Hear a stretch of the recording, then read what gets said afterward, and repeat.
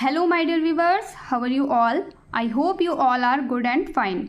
तो आज की वीडियो में हम जानेंगे कि व्हाट इज़ द जीडीपी क्या होता है, या जीडीपी की गणना कौन करता है और इसकी गणना क्यों की जाती है। तो सबसे पहले अगर हम बात करते हैं कि what is the GDP is the gross domestic product.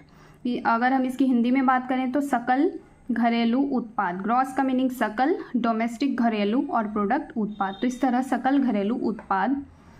ठीक है, तो अगर हम बात करें कि जीडीपी क्या होता है तो it means total value of all goods and services produced in the border of the country during a specific period of time. तो किसी भी कंट्री के बॉर्डर के अंदर 1 ईयर में जितना भी गुड्स और सर्विसेज प्रोड्यूस्ड होती हैं उसको जब हम काउंट करते हैं तो वही काउंट होकर हमारा निकल कर आता है जीडीपी। हम सुनते हैं ना कि हर साल का जीडीपी, कि इस साल जीडीपी इतना आया है, पिछले साल जीडीपी इतना था और इस साल इतना बढ़ गया है। हर साल जीडीपी चेंज होता रहता है कि हमारे एक साल में हमारी कंट्री के अंदर कितना प्रोड्यूस्ड हुआ। हर साल सेम तो प्रोड्यूस्ड नहीं होता ना, तो सभी हर साल चेंज हो जाता है। तो इस तरह से हमारा हर साल जीडीपी भी चेंज हो जाता है, इसको हर साल नया जीडीपी निकाला जाता है। तो अगर हम इसको एग्जाम्पल के थ्रू समझें, मानो आपकी एक फैमिली है और उस फैमिली में 4 मेंबर्स हैं।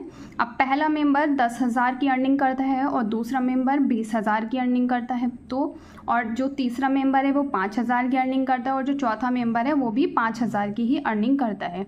तो इस तरह से उस घर का पूरा अर्निंग कितना हो जाएगा, 10, 20, 30 और 5 और 5 10। तो इस तरह से उस घर का अर्निंग हो जाएगा 40,000।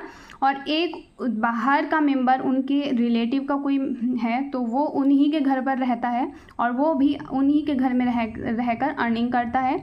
वो अर्निंग कर लेता है 20,000, तो उसकी अर्निंग भी उसमें काउंट की जाएगी। जीडीपी के अंदर ही उसकी अर्निंग भी काउंट की जाएगी। अब हम ये नहीं कर सकेंगे कि वो उस घर का मेंबर नहीं है, वो बाहर का मेंबर है तो हम उसकी अर्निंग उसमें काउंट नहीं करेंगे।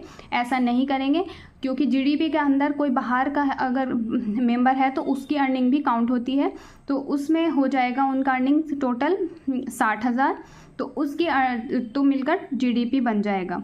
तो अगर हम इसको देखें और एग्जाम्पल के थ्रू, तो एक कंपनी है टाटा, वो इंडियन कंपनी है, और एक कंपनी है सैमसंग, वो विदेशी कंपनी है। तो एक भारत की बाउंड्री के अंदर रहकर, ये भारत की बाउंड्री के अंदर रहकर, इस बाउंड्री के अंदर रहकर दोनों ही कुछ प्रोड्यूस कर रही हैं, दोनों भारत में प्रोड्यूस कर रही हैं। टाटा इंडियन है और सैमसंग विदेशी है। मानो कि टाटा 100 करोड़ प्रोड्यूस कर रही है और सैमसंग 50 करोड़ कर रही है, तो दोनों को हम काउंट करेंगे तब जाकर हमारा जीडीपी बनेगा।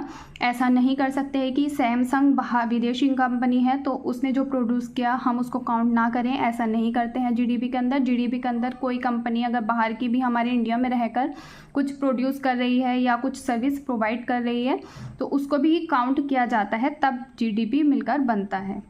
तो आई होप कि आपको जीडीपी क्लियर हो गया होगा अच्छे से। तो अगर मैं इसकी सिंपल डेफिनेशन बताऊं तो gross domestic product, the total value of all goods and services produced in country in 1 year. एक साल के अंदर किसी भी कंट्री के अंदर जितना भी प्रोड्यूस्ड हो रहा है उसको ही हम जीडीपी कहते हैं। अब अगर हम बात करें कि इसकी गणना कौन करता है, तो central statistics office calculated the GDP. CSO इसकी कैलकुलेशन करता है। CSO को हिंदी में कहेंगे केंद्रीय सांख्यिकी कार्यालय, इसकी गणना करता है।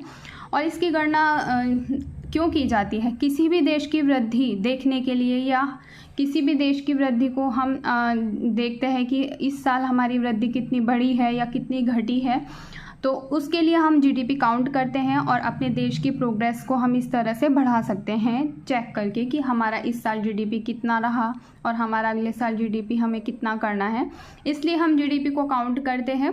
आई होप कि जीडीपी आपको अच्छे से क्लियर हो गया होगा।